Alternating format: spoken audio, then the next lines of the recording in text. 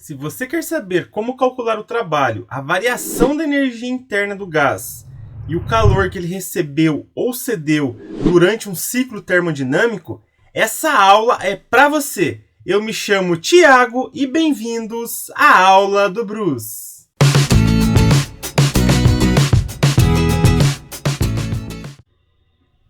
Em um ciclo termodinâmico, nós temos que um gás sofre várias transformações e retorna ao seu estado inicial. No caso aqui, nós temos um gás que sai do estado A, vai ter uma transformação para o estado B, depois estado C, D e retorna ao estado A. Ou seja, ele retorna aí com os mesmos valores de pressão, temperatura e volume. E como que eu vou calcular trabalho, variação da energia interna e calor nesse ciclo termodinâmico?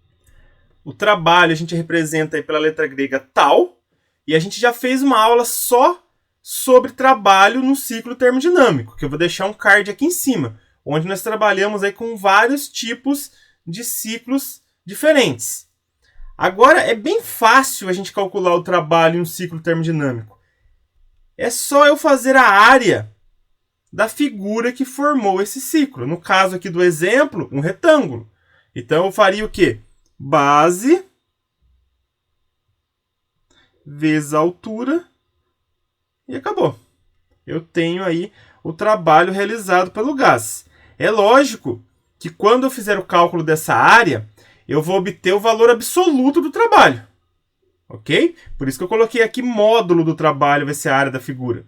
Agora, qual que é o sinal do trabalho? Aí você tem que verificar. Se foi no sentido horário, mesmo sentido do relógio, aí o trabalho é positivo. Se foi no sentido anti-horário, que é contra aí os ponteiros do relógio, aí você coloca o trabalho negativo. Tá bom? Então é dessa maneira que você calcula o trabalho. Faz a área da figura, vai dar o valor numérico do trabalho. Aí o sinal você tem que analisar. O ciclo foi no sentido horário, positivo. Sentido anti-horário, negativo. O ΔU vai ser o quê? Vai ser a variação da energia interna do gás. Só que lembra que a energia interna está relacionada com o quê? Com a temperatura do gás. Então, quanto maior a temperatura, maior a energia interna. Quanto menor a temperatura, menor a energia interna. Então, o que acontece? Se a temperatura do gás aumenta, tem uma variação de energia interna positiva. Se a temperatura diminui, uma variação de energia interna negativa. Agora, se a temperatura se mantém constante, não tem variação de energia interna.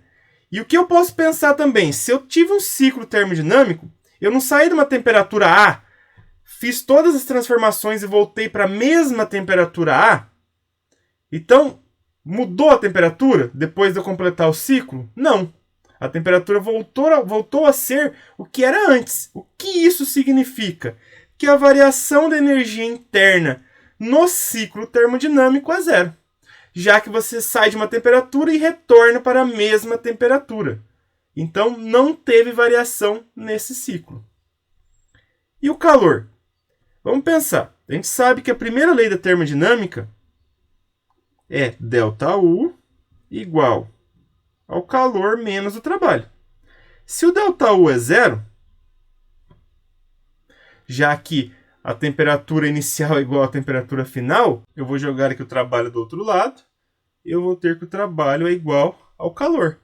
Então, eu tenho que o calor vai ser igual ao valor que você calculou para o trabalho. Então, quando eu faço a área da figura, além de calcular o trabalho, você também está calculando o calor aí que o gás ou recebeu ou cedeu. Se der positivo o calor, é porque o gás recebeu essa energia. Se der negativo o calor, ele está cedendo para o meio externo. Agora vamos fazer alguns exercícios aí para fixar melhor o que a gente falou nessa aula. Questão 1.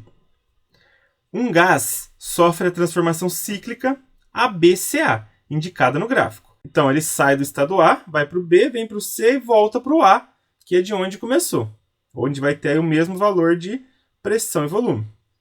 Determine, letra A variação da energia interna do gás. Pessoal, como você sai de uma temperatura que está lá no estado A e retorna para a mesma temperatura, O que isso significa? Que não variou a energia interna, já que a energia interna depende da temperatura. E a temperatura é a mesma no início e no fim. Então, a variação da energia interna vai ser zero. O trabalho realizado pelo gás, aí nesse ciclo. Vamos lá.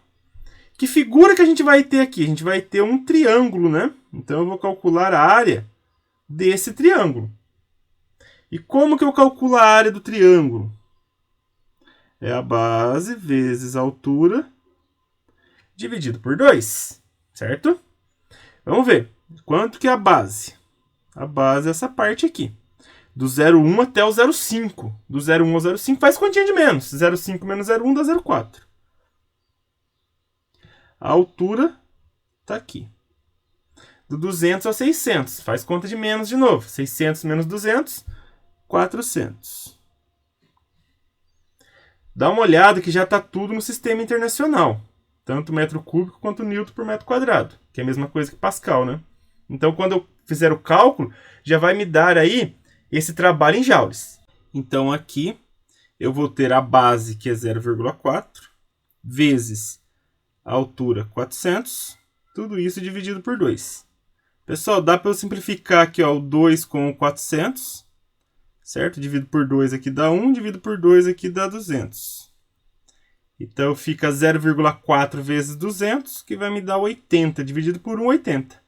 Então, o trabalho vai ser de 80 joules. E dá para verificar também que é positivo realmente o trabalho. Por quê? Porque está tendo aqui um ciclo no sentido horário, mesmo do relógio. Então, quando isso ocorre, a gente sabe que o trabalho é positivo.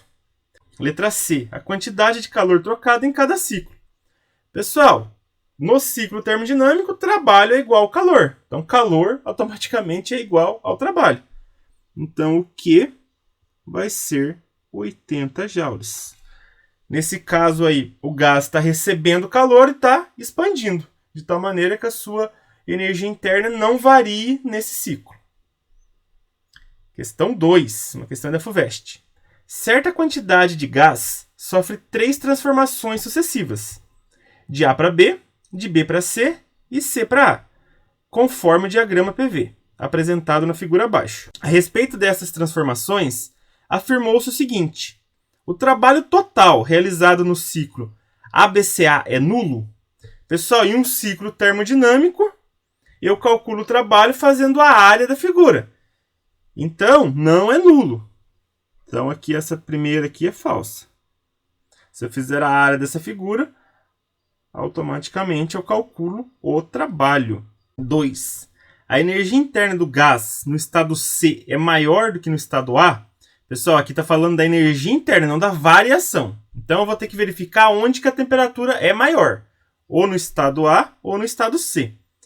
Vocês podem verificar que a transformação de C para A é a volume constante, certo? Então, o volume não variou. Então, lembra lá da equação geral dos gases. Eu sei que PI vezes VI sobre TI é igual a PF vezes VF sobre TF. PI, VI e TI é pressão inicial, volume inicial e temperatura inicial. Que eu vou pegar ali no ponto C, porque vai de C para A.